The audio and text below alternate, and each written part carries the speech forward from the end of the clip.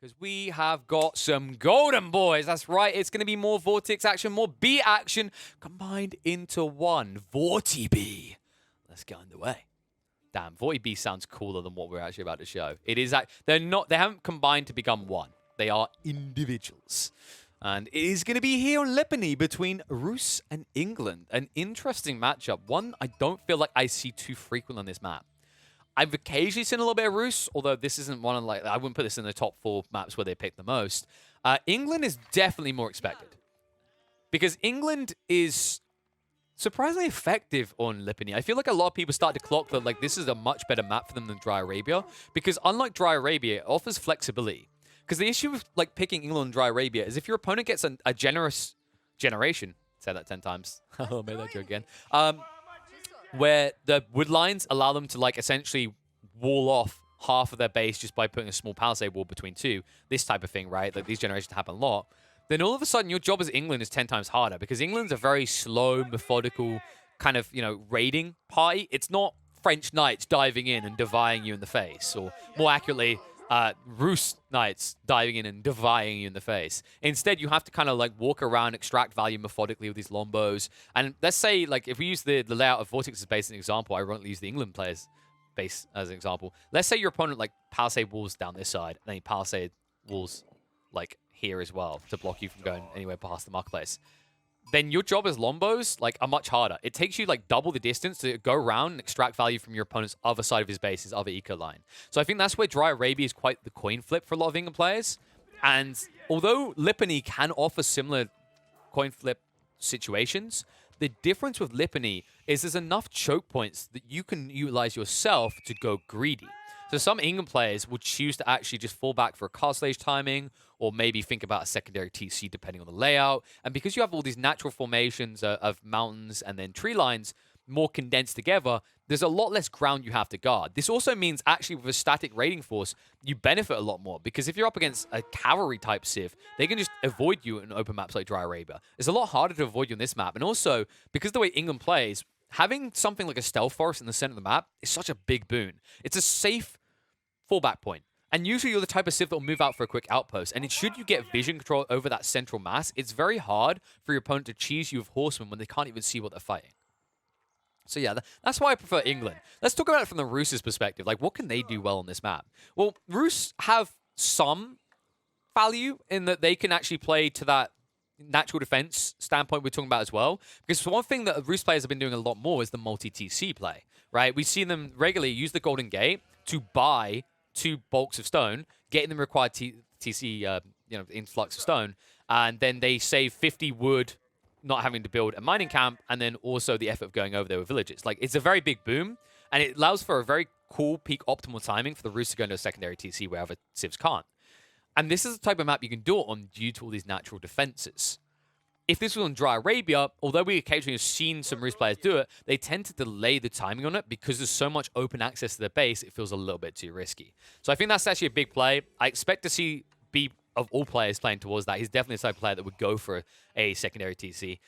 The alternative strategy that I quite like against some civs on this map, because you also can benefit from the natural, like, vision denial of the center stealth forest, is like a trip archery range into a ram rush where you set up the rams inside the stealth forest. B is also one of the type of players that will play that style of Rus. But I think those are like some of the more optimal ones. I think it's a little bit gambly in this matchup because you'll be playing Lombo into archers on the defensive of England having double arrow fire. I don't think you play for that Gambit all-in feudal age timing as Rus. I think instead you aim for a castle age timing enabled by a secondary TC that should put you miles ahead of Vortex.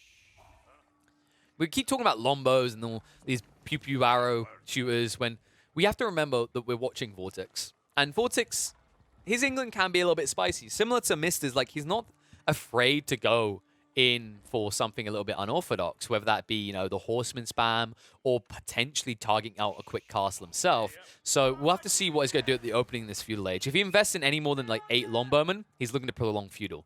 If he goes shorter than that, not so much. And, oh, hello, B. No, this is so dangerous. Oh my god. He's been spotted out. Vortex moves across with both scouts, and he sees this. And even if you get the boar kill, do you even stay here anymore? I think you kind of have to. It's in for a penny, in for a poundism, right? And there's so much value as well. B, look, he scouted this and intentionally wanted it. Like, B is definitely a player that's recently been doing a lot of this. He's been playing onto boards a lot. He's been doing it as China. He's been doing it as a bunch of different civs. Rus is definitely an obvious one he's been doing. But, like, in this situation, you don't want to leave. Like, one, you just ran villagers all the way over here. Two, you didn't have wheelbarrow yet, so it took ages. Three, look at the value on this. There's a boar, berries, and a tree line, meaning you'll get that gold trickle as well from the hunting cabin. This is such bang for buck. So B will invest in defenses here, drops the wooden fortress, and what I love about B, something that other players, they'll bring out like 5, or they'll bring out like, I don't know, 10. They won't get the number right. They won't respect the fact that you're going to drop 1 wooden fortress and that's all you want to drop. So bring out 8. 8 is a good number to not extract all the board too quickly to make it feel like a waste. So this is actually really cool from B. B's just trying to min-max his food right now. There are some matchups where this is very suboptimal. I think in this matchup, he gets away with it due to the power of the wooden fortress. But he needs to be careful about these longbows. The whole plan behind this, where it was more valuable, is if he'd done this without being spotted. And oh, I love this out of Vortex. He's denying bounty. Remember, these sheep are worth 5 each. So every time you snipe it, you're just taking resource away from B. Now the Lombow's going to try and punish a little. That tickled the Tgushki a bit. B just about garrison before the Lombos could punish him. This is going to be an annoying next 2 minutes for him. If he can actually min-max this and never lose a villager, he'll be able to actually just prep himself a defense force. But he needs to be fast. The issue with B right now is this was a heavy investment, and Vortex knows it. B invested 100 wood for the hunting cabin and 175 for the wooden fortress. There is no way, after just making the tech up as well, he has surplus resources to support military production buildings yet. So Vortex keeps his pressure up, knowing there's going to be no punishment for him doing so. Although, if he missteps like that, there will be a punishment. It's one of the longbowmen go down. But yeah, overall, like, really well played by him. And it looks like, oh, B. He's trying to bait him in. Like, this is really a game of chess right now. Actually, more checkers. How many hops can you get? The longbow count increasing for Vortex. But the value in this longbow count decreases over time. The good news for Vortex is he doesn't have to worry about an insta-double TC play off of Rus. If B is playing onto this greedy eco pocket here, with that 275 wood investment, there's no way in hell he's rushing a secondary TC. And because he's invested in this and seen that you've shown longbow and you postured like this, B's logical play has to be to drop military buildings and push. Right? He has to come out and defend this holding. Because otherwise, B is going to be forced to constantly micro this in a very annoying fashion.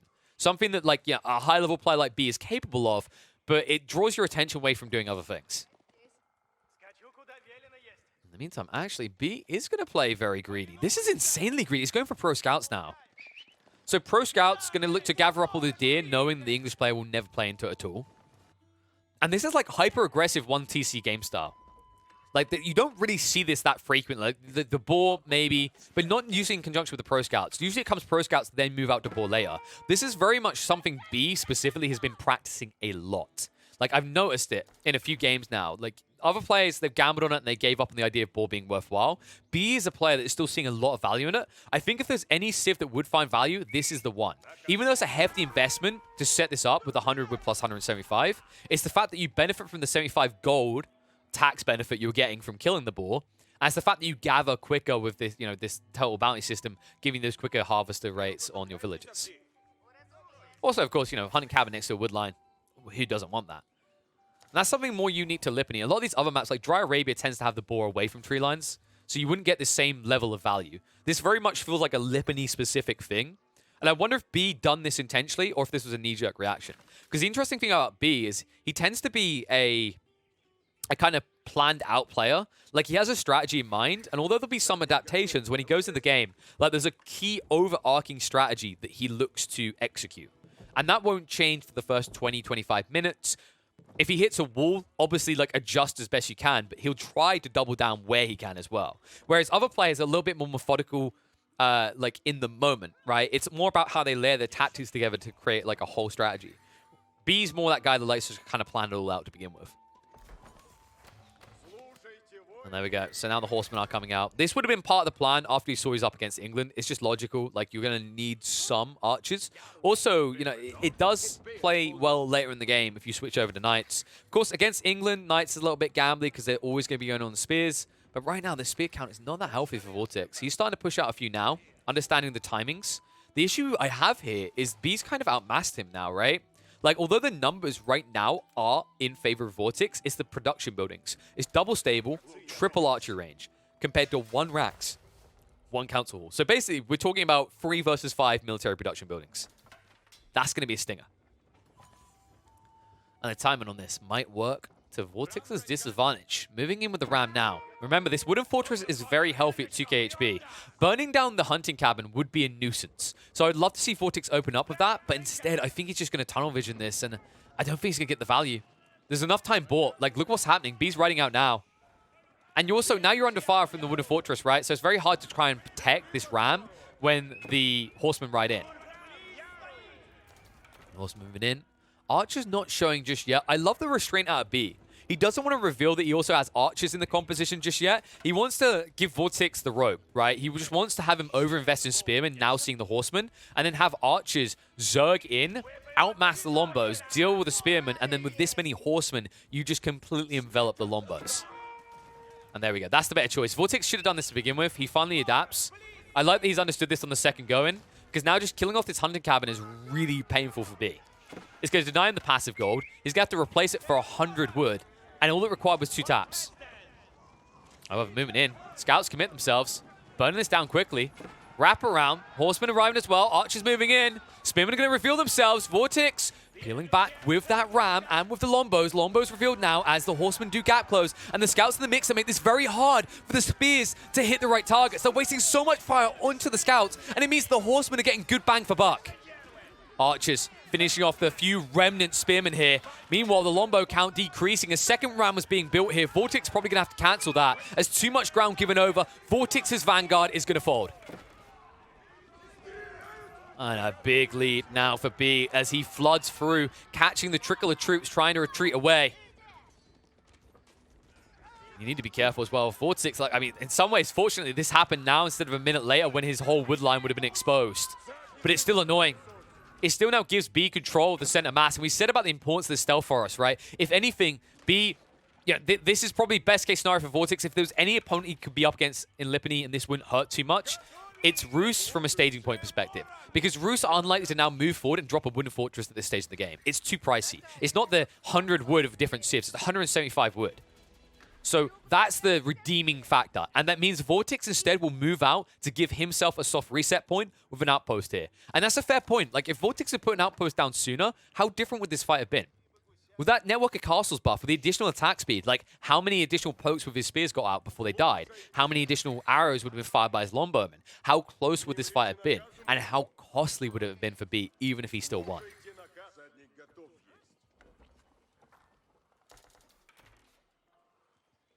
B still doing all this off of 1 TC, of course. And he's not going to feel pressure to go for a secondary TC. Like, what, he lost 2 villages, I think, in the end from all that. On top of that, like, the ball, although it's been depleted, he's already got all these berry bushes ready as well. So it's not like there's any annoying factor where, oh, my economy is inefficient because they're running between locations. Like, not in the next 2 to 3 minutes, at least.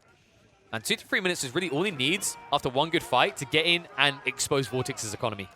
Spearman trying to hold back so many horsemen. The scouts as well. The cannon fodder in the mixer. Archers chasing in. Vortex forced to peel back. He's at least got the attack speed buffer working his way, courtesy of the outpost going up in time. But the army is going down fast. The Archers chasing in. Frustrating state of affairs for Vortex as more of his longbows are going to fall. Might force a garrison maneuver out into the CC. Looks like he's going to shift off the wood line. And he has to as well. This is where he has to peel back. We talked about this, right? You're reaching that fragile state with your wood line, and that's why Vortex smartly readjusts. He'll take the north side first instead of fully exposing himself on the south side of this wood line. He can't afford to slow down gathering because he just lost so many longbows and spearmen, and he's not floating any surplus wood. There's more wasted wood. Easily enough burnt down. No upgrades in place. No threat at all. B starting to posture. And his army ever increasing, now up to 43 to the 19 of Vortex. And also, another benefit of taking this posture. Look what it's given access to. You see the scouts now bringing it back. It's the deer from your opponent's side. And this is a big boost that we said already, right? Like B, he's not playing multi-TC. He's floating a very big military, having to produce out of 5 military buildings. It's hard for him to transition to farms. So instead, he's padding himself as long as possible. He's playing the game. So does that mean he's playing game? Yeah. He's playing the game, the important game here. Because he's giving himself so much wiggle room. Wiggle room that Vortex doesn't really have. You can see he's already going into the farms. This is much more cost-effective for England, of course. They get the increased gather rates, also only costing 37 wood. But it's still like a difference maker, right? Like, Pro Scouts has paid for itself. This expansion has paid for itself. Now, because that increased investment required on the wood side, that increased pressure onto your wood production, you're stripping your safe wood line very fast. And although you have a fallback one behind your base, like, you can't help but feel there's a little bit of a discombobulation here, where your farmlands are extending to the south side, and you need a wood line on the east side. And that might leave you a bit exposed. Even if you have protection in place as well, it has to be said that, like, if B keeps amassing horsemen like this, and he comes in on this side of the base, what does that do to your economy? This stops working. This stops working. And this will stop working. Like, 80% of your economy will not be able to work. Okay? You thought COVID was bad for the workforce. You don't want to see what B's horseman count is about to do to the English player.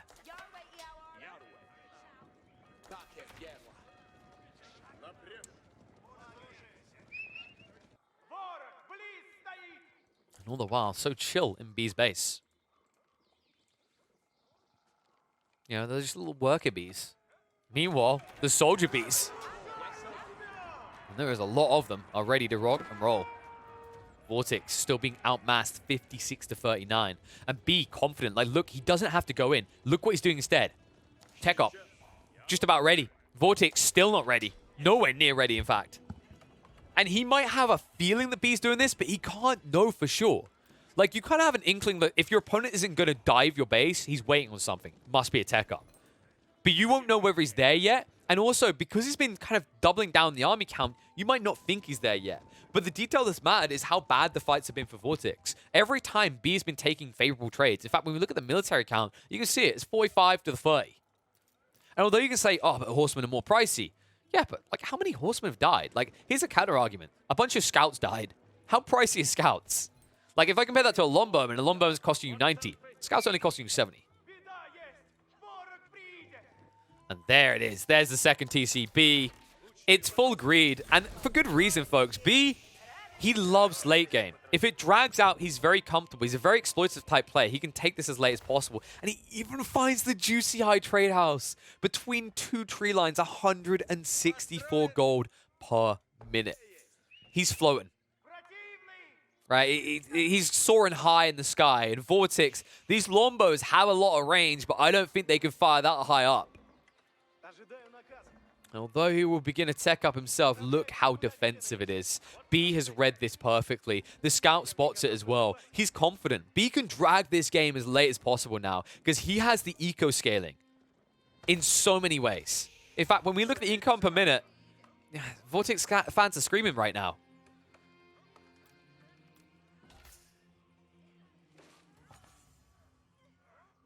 And yeah, just to highlight for those, because some people are curious about this one, because it's not exactly clearly highlighted sometimes. Yes, you can increase your wood drop-off at TCs if a wooded fortress is in range. It's something we don't know often because, well, when you use your TC as the roost for a wood drop-off, no one gets straggler trees. But yes, wooded fortress will boost this up, as you can see. So getting glorious drop-offs at this stage. And it's floating him so high. And everything's grinding to a halt. Like, we've reached that critical point we're talking about where things get a little bit fragile for Vortex. You see on the numbers. Like, his wood income is draining dry. There's not many trees left here. There's going to be a transition point. That transition point will leave him very weak. And he doesn't have surplus wood. He's desperately gathering every single little wood and piece and splinter that he can to push out more longbows and spears. And it means that once he has to shift this wood line across, well, uh-oh, all of a sudden, there's a gap in your production rates. And you're already behind, right? It's 52 to 59. He has gap closed it. But B's is looking stronger, and it's about to get stronger. Like, the horseman upgrade should be coming through soon. No. What? This is kind of funky. B, where did he throw the tech instead? Okay, he went for military academy. I love this play. This is really cool.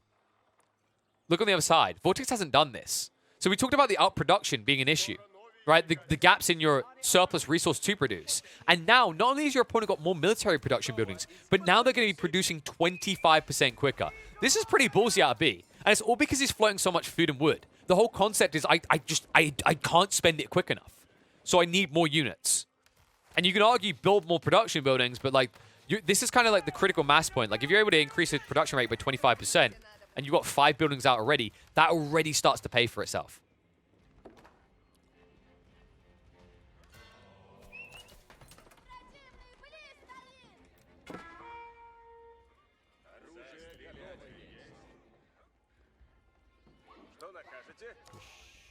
Just double checking for some questioners in chat. You can see it that the 20% definitely does affect this. See, I'm look at me. Dude, you know what? You guys, I love you for giving me company. And when you give me an opportunity to prove you wrong, I'm going to snatch it. Yes, for those wondering, like, it does affect. You can, by the way, a quick way to tell if, like, influence effects come into effect is this plus right here. This plus tells you that it's working. Same with farms. So, like, if you do some weird farms, you can see here. So this farm out here is in range of the influence, like all these ones with the pluses are. So, a little handy tip for you in future. And B, we talked about it. He doesn't care. If the game has to go late, he's fine with that. Because right now, he's just creating a reserve for the English people. Right now, they don't quite realize it, but they are prisoners of war. As B, he just needs to get the patrol guards in place, but he's definitely putting the walls in place. Walls that you aren't exactly going to burn down that fast. Like 50% of your army are longbows, right? Just think about that. Your spears can kind of do it. And it looks like, oh, Vortex is going to stop him, but bad news, Vortex. You already got another layer up. So Vortex right now probably feels like, okay, I have a way out. I have like a retreat plan. This retreat plan is not good. This is baby gains right here. This is like, honestly, this is when you decide to use your wife's lawyer for the divorce proceedings. Like, you got this area, B got all this area. This is like negotiations from a position of power. B's like, I'll just take 4 quarters. Let's take like 4 quarters of the map. Vortex like, wait, 4 quarters? I don't get anything there. It's like, exactly. Because I'm coming for that last quarter soon. Choo-choo. And this is the worst case scenario as well. Trebs, Mangonel, 5 Mangonels. Right now I can hear someone hissing. Because this ain't gonna be pretty. Double siege workshop over here. What's Vortex got? Vortex only has one way of building them. It's the White Tower. And one spear at a time is not gonna do the business. And look at this. He says, prepare for trouble, gets the walls up, and he's going to cheese down these defenses because this is something you can do. It's absurd, folks, I know, but you can just wall and then fire over those walls. Now, the Spearmans can actually fire through palisades. Would be stronger if this was a civ that could build stone walls. But the problem is the range on these Trebs. It's 16 versus the 10. So good luck ever reaching them. These Spearmans have no issues reaching, though. And, oh boy, Vortex, you're out of position. I mean, B's responding, but I don't think he has to. If B just goes through the center, he can completely end this game. But instead, he's going to entertain poor little Vorty here. And Vortex is in for some bad news soon. Treb, in the meantime, can continue to crumble his White Tower. More Trebs arriving on the front. And a new layer of wall being built. And Vortex, you're so out of position now. This is bad. That's going to be the side of his formation that gets caught. Horsemen, they could wrap round here. Ruh-roh. Here they come, the Longbows. What are they doing, Vortex? Oh my god, they're out of position. He got baited into the fold. He went for the Sacred Site, Spearman out of position. Mangonel shots coming through. Man-at-Arms chasing in. Archer's trying to hold him back. Spearman trying to push past. Magos trying to get those shots out into the squishy Spearman. And they're getting him. Heavy damage done to the front line. Longbows trying to turn it around. Most of the Magos are fallen, but their value is being found quickly. The Man-at-Arms, the last of them, will start to move through this. Horsemen trying to trade them out as fast as possible. The Mangonels need the shots on the Longbows. Vortex sidesteps 1 or 2 here. B losing a lot of the army, but not enough. Vortex looking drained to the bone here. Front line's going to fold, and so will he as he calls it and gives it over to B.